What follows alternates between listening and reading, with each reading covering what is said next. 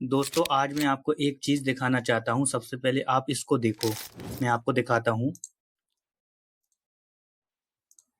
ये जो आप स्क्रीन पे देख पा रहे हैं, ये घर मैंने 56 लाख रुपए में लिया था। आप देख सकते हैं ये घर, मेरा जो स्क्रीन पे दिख रहा है, ये घर मैंने 56 लाख रुपए में खरीदा था। रीसेल का मकान था, एक्सिस बैंक से होम लोन करवाया था।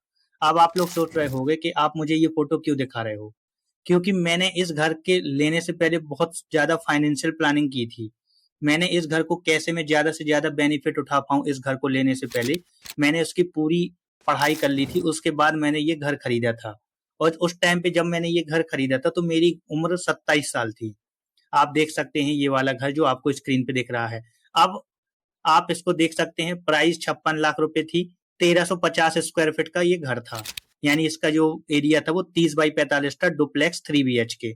आप देख सकते हैं। तो अब आप लोग भी सोच रहे होंगे कि घर तो सबको लेना है। देखिए, हमारा काम भी घर लेना है, लेकिन घर लेने का तरीका क्या है? आखिर कैसे आप घर लोगे? क्या करोगे आप घर लेने के लिए?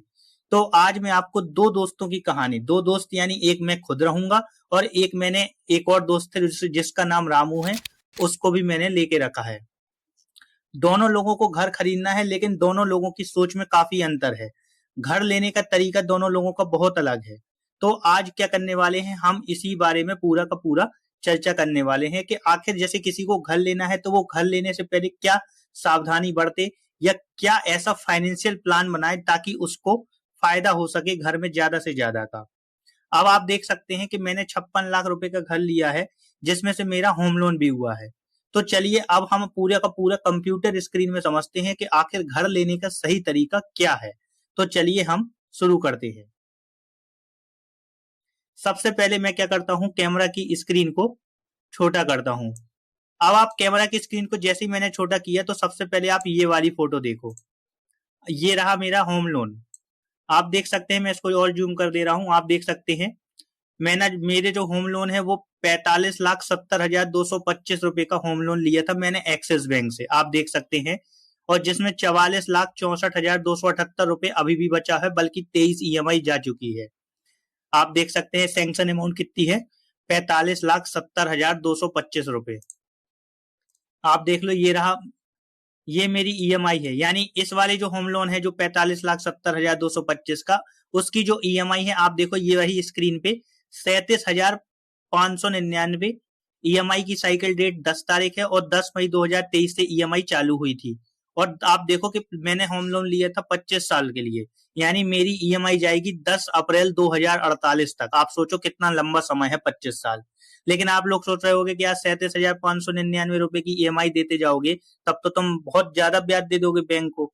जी हाँ, ब्याज तो जाएगा ही जाएगा।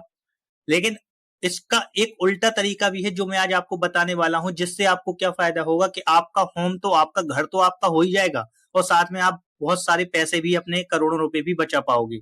लेकिन कैसे? तो आज हम वही बारे में बात करने वाले हैं। तीसरी फोटो में और आपको दिखाता हूं। ये आप देख लो सैंक्शन अमाउंट। सैंक्शन अमाउंट कितनी है, 45,70,225। और एक फोटो और मैं दिखाता हूं आपको, मेरा इंटरेस्ट रेट। आप देख लो, ये रहा मेरा इंटरेस्ट रेट। स्टेटस एक्टिव है, 8.75 इंटरेस्ट रेट है, फ्लोटिंग। 300 महीने तक मेरा समय चलेगा। 300 महीने मतलब 25 साल।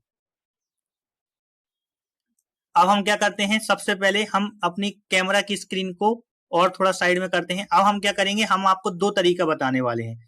सबसे पहले आप सोचो, यहाँ पे एक्सेल में, एक्सेल में क्या किया मैंने, दो लोगों को नाम बनाया। एक नाम है रामू और दूसरा नाम है अंकित, मैं स्वयं। हम दोनों की सोच बहुत अलग अलग है। रामू की सोच बहुत अलग है, मेरी सोच बहुत अलग है। मैं थोड़ा सा फाइनेंस में ज्यादा एक्सपर्ट हूँ और रामू ज्यादा फाइनेंस में एक्सपर्ट नहीं है, वो थोड़ा अलग सोचता है। तो हम क्या करेंगे, यहाँ पे रामू को थोड़े अलग कलर में बना लेंगे। हमने इसका कलर चेंज कर लिया, हमने इसका ये कर लिया। अब क्या हुआ कि हम दोनों लोगों ने, होम लोन की जो प्राइस थी वो दोनों लोगों ने 56 लाख का घर खरीदा। प्राइस इनने भी क्या लिया, 56 लाख का घर खरीदा, तो हमने यहाँ पे 56 लाख लिख दिया। और मैंने भी क्या किया, 56 लाख रुपए का घर खरीदा, तो मैंने भी यहाँ पे 56 लाख लिख दिया। अब दोनों लोगों की सोच में क्या था कि इनने क्या हुआ, 56 लाख का जो डाउन पेमेंट किया,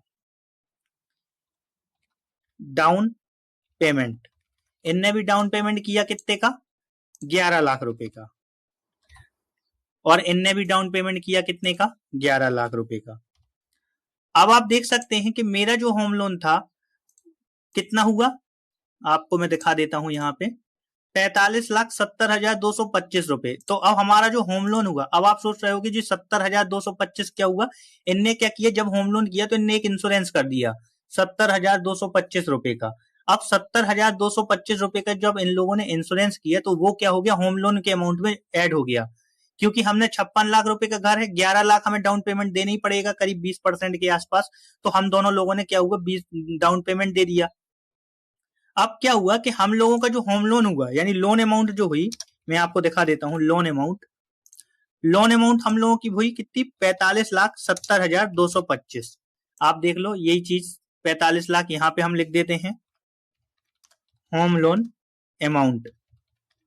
दोनों लोगों की जो होम लोन की अमाउंट हुई 45,70,225।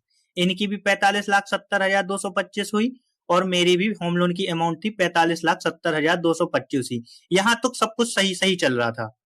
अब ये क्या हुआ कि ये जो रामू नाम का बंदा था ये बहुत ज्यादा होशियार था। इसने क्या कैलकुलेशन की, इसने ये दिमाग लगाया, इसकी जो ईएमआई जा रही थी, अब मैंने आपको बताया कि मेरी ईएमआई कितनी है, मैं आपको दिखा देता हूं मेरी ईएमआई। आप देखो ये 37,599 रुपए। तो इसकी भी ईएमआई कितनी थी, 37,599 रुपए, और मेरी भी जो ईएमआई थी 37,599 रुपए। दोनों लोगों की ईएमआई भी सेम थी। अंकित लेकिन क्या था, थोड़ा होशियार था, और रामू क्या था, थोड़ा ज्यादा फाइनेंशियल होशियार नहीं था, वो बस थोड़ा ऊपरी ऊपरी देखता था, उसको लगता था कि यही सब कुछ है। तो इनने क्या किया, इनने देखा कि 25 साल तक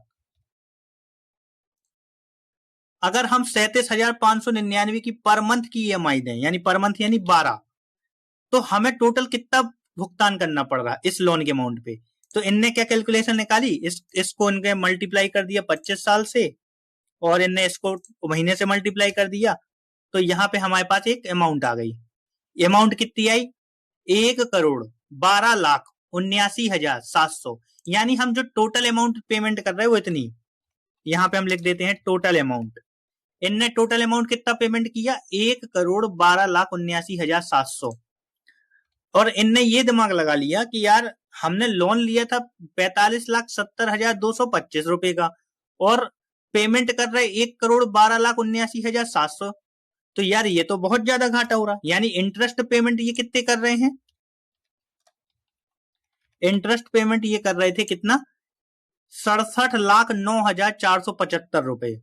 आप सोचो कि 45 लाख का होम लोन है, 37,599 हर महीने की जो ईएमआई है, उसका ये इंटरेस्ट पेमेंट कर रहे हैं कितना, 67 लाख 25 सालों में। यानी इनको क्या हुआ, इनने 37,599 रुपए की ईएमआई का पेमेंट, मतलब महीने महीने दे दे के ये इतना पेमेंट कर देंगे। तो ये क्या हो गया, बहुत ज्यादा घबरा गए, इनको टेंशन हो गई, यार बताओ यार इतना ज्यादा, यार मतलब मैं कर दूंगा यार, मुझे इतना ज्यादा ब्याज लग जाएगा यार, बहुत ज्यादा दिक्कत हो जाएगी, क्या करें। तो इनने दिमाग लगाया, इनको कहीं से बोनस मिला, एक दो ईएमआई, दो तीन ईएमआई पेमेंट करने के बाद इनको एक बोनस मिला कहीं से भी, कहीं कहीं से इनकी प्रॉपर्टी बिकी या फादर से पेमेंट आया, इनको पेमेंट आया। तो इनने क्या किया, इस ब्याज को बचाने के लिए, इस वाले जो ब्याज है इसको बचाने के लिए इनने क्या किया, इस पूरे वाले लोन अमाउंट का क्या कर दिया, पेमेंट कर दिया। इनने क्या किया, इस पूरे लोन अमाउंट का पेमेंट कर दिया। अब इनने जैसे पेमेंट किया, इनने जो पूरा का पूरा पेमेंट किया, इससे क्या हुआ, इनका होम लोन अकाउंट बंद हो गया और इनका घर इनके पास आ गया। यानी ये वाला जो घर है इनका हो गया परमानेंट, ये वाला घर इनका पूरा परमानेंट हो गया। ये इनने दिमाग लगाया, और मेरी ख्याल से आम लोग, जितने आम लोग हैं वो भी यही गलती करते हैं, उनको भी यही लगता है कि हमें भी डायरेक्ट होम लोन का पेमेंट कर देना चाहिए, तो उससे क्या होगा कि इनका पूरा का पूरा घर इनका हो जाएगा और ये आजादी से जी पाएंगे। चलिए ठीक है, ये पूरा था रामू का केस। अब बात करते हैं अंकित के केस की। अब हमारा जो अंकित है, ये रहा हमारे अंकित का। अंकित ने भी क्या किया, 56 लाख का घर लिया, 11 लाख रुपए डाउन पेमेंट किया, होम लोन अमाउंट इतना था। अंकित थोड़ा दिमाग लगाता था, अंकित थोड़ा होशियार था। तो अंकित ने क्या किया कि ईएमआई उसने देखी कि 37,599 आ रही, 25 साल तक करना है, और हर महीने जाएंगे यानी 12 महीने। तो हमें उसे भी पता था कि भाई मुझे भी ब्याज देना पड़ेगा काफी ज्यादा। तो उसने भी दिमाग लगाया कि यार कितना ब्याज आ रहा, तो उसने जब देखा कि 1,12,79,700 रुपए ब्याज आ रहा, तो अंकित ने सोचा यार इतना ज्यादा ब्याज आ रहा है तो अब इसको कैसे बचाया जाए। तो अंकित क्या था, थोड़ा सा फाइनेंशियली एजुकेटेड था, होशियार था थोड़ा था। उसके पास भी पैसा आया कहीं से, 45,70,225 रुपए आया कहीं से। तो अंकित ने क्या किया, अंकित ने थोड़ा दिमाग लगाया कि यार ऐसा क्या किया जाए कि हमारा किस्त भी चुकती जाए और हमारा घर भी हमारे पास बना रहे। तो अंकित ने देखा कि इस जो स्मॉल कैप म्यूचुअल फंड हैं वो काफी अच्छे हैं, 20-20, 22-22, 23-23, 24-24% के रिटर्न दे रहे हैं स्मॉल कैप म्यूचुअल फंड।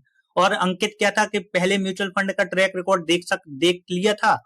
तो उसने सोचा कि एक काम करते हैं, हम यदि म्यूचुअल फंड में डाल दें और मुझे ईएमआई चुकाने के लिए पैसा चाहिए होगा, तो उसने सोचा कि एक काम करते हैं, 45,70,225 का जो लोन है उसको बंद करने की बजाय हम क्या करते हैं, उसको एक अच्छे स्मॉल कैप म्यूचुअल फंड में डाल देते हैं।